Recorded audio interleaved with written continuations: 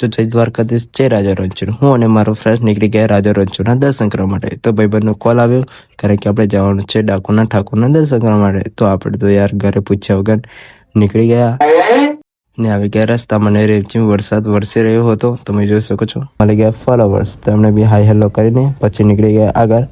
ને ચોમાસાની ઋતુ ચાલી રહી છે, તો મારા મિત્રોને એટલું કહેવું છું કે તબિયત ગમે ત્યારે બગડી શકે છે, તો આપણી કાળજીને ખુદ રાખવી પડે છે.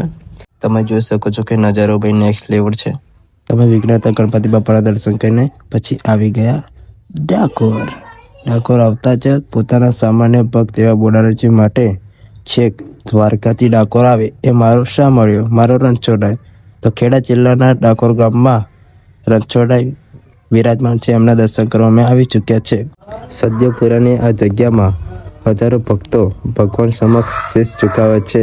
જે સાચા હૃદયથી માગે અને ડાકોરનો ઠાકોર ખાલી હાથે જવા દેતો નથી.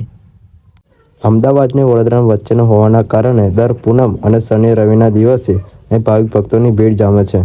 ભાઈ એવા રાજા રણછોડના દર્શન થઈ જાય તો આખો જન્મારો સુધરી જાય. તો તમને વિડીયો કેવો લાગ્યો કોમેન્ટમાં જણાવજો. જય રાજા રણછોડ, જય દ્વારકાધીશ. મળીએ નેક્સ્ટ વિડીયોમાં.